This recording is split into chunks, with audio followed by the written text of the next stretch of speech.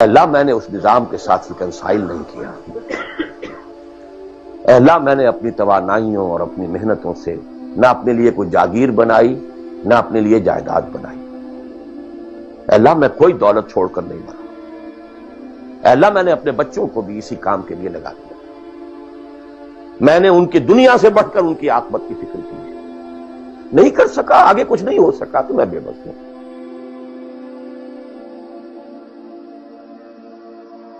میں کیا کروں؟ میں ایک ایسے ماحول میں رہ رہا ہوں جس میں اللہ کا دین غالب نہیں۔ میں نماز پڑھ رہا ہوں، روزہ رکھ رہا ہوں، میں شراب نہیں پیتا، میں سور نہیں کھاتا۔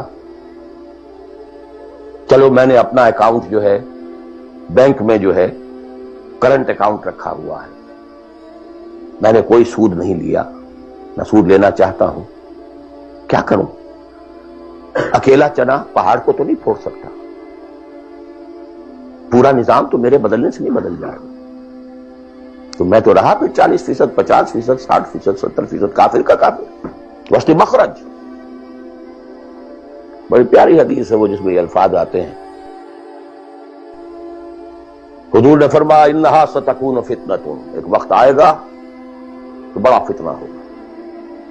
حضرت علی فرماتے میں نے فوراً عرض کیا مل مخرج منہا یا رسول اللہ، اے اللہ کے رسول یہ بتائیے اس سے نکلنے کا راستہ کون سا ہوگا؟ یہ نہیں پوچھا کیا فتنہ ہوگا، کیوں ہوگا، کب ہوگا، کیسے ہوگا، کدھر سے آئے گا، کچھ نہیں، نکلنے کا راستہ بتائیے۔ بلکہ ایک اور روایت اس حدیث کی اس سے بھی زیادہ پیاری ہے کہ اصل میں حضرت جبرائیل نے کہا حضور سے یا محمد امتک بعدک، اے محمد صلی اللہ علیہ وسلم کبھی سوچا ہے تمہارے بعد تمہاری امت کا کیا بنے گا؟ تو حضور پلٹ کر سوال کرتے ہیں مل مخرج منہا یا جبرائیل، تو بہت بڑا پرابلم تم نے اے جبرائیل میرے سامنے رکھا ہے، تو اب آپ ہی بتائیں اس سے نکلنے کا راستہ کیا؟ قال کتاب اللہ، وہ پوری حدیث پھر وہی ہے، کتاب اللہ فیہ خبر ما قبلکم ونبأ ما بعدکم وحکم ما بینکم وہو ذکر الحکیم وہو الصراط المستقیم وہو حبل اللہ المتین۔ اس کا مخرج کیا یہ ہے اصل میں میرے اور اگر تو یہ بات سمجھ میں آ گئی، اس کے لیے تصور سمجھ لیجئے ہمارے دین میں کفارے کا ایک تصور ہے۔ آپ نے روزہ توڑ دیا وہ تو ٹوٹ گیا، کیا کروں؟ جڑ تو نہیں سکتا۔ کب اشکوں سے جڑ سکتا ہے؟ جو ٹوٹ گیا سو ٹوٹ گیا۔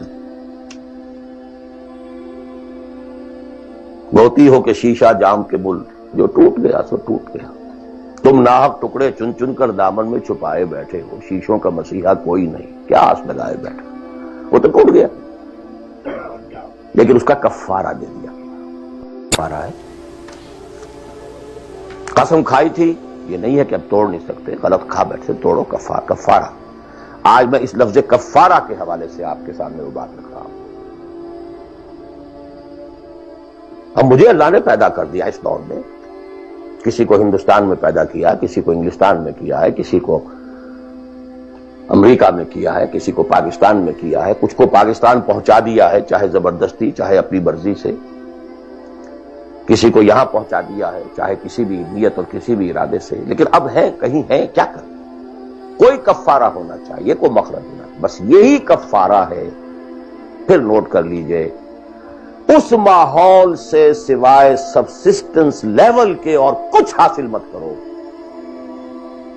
اور اس سبسسٹنس لیول پر بھی جو کچھ تم نے کھایا پیا ہے اور سانس لیا ہے، جو انرجی کریٹ ہوئی ہے، اس کا میکسیمم اس جہاد میں صرف کر دو کہ اس نظام کو بدلو۔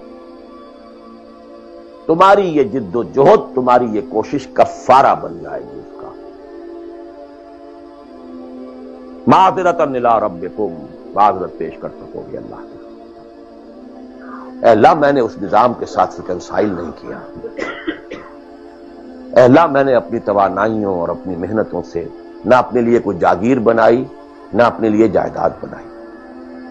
اے اللہ میں کوئی دولت چھوڑ کر نہیں مرا۔ اے اللہ میں نے اپنے بچوں کو بھی اسی کام کے لیے لگا دیا۔ میں نے ان کی دنیا سے بڑھ کر ان کی عاقبت کی فکر کی ہے. نہیں کر سکا, آگے کچھ نہیں ہو سکا تو میں بے بس ہوں. حضرت نوح بھی تو بے بس تھے, کیا کر گئے؟ لیکن اگر کسی بھی درجے میں ریکنسیلیشن ہے, کمپیٹیبلٹی ہے, اس کو آپ نے ایکسپٹ کر لیا ہے, اس میں پھلنے پھولنے اور پھیلنے کا بندوبست کر رہے ہیں, you are doomed. Everything will be multiplied by a big zero and will become a zero. یہ ہے جو میں سمجھا.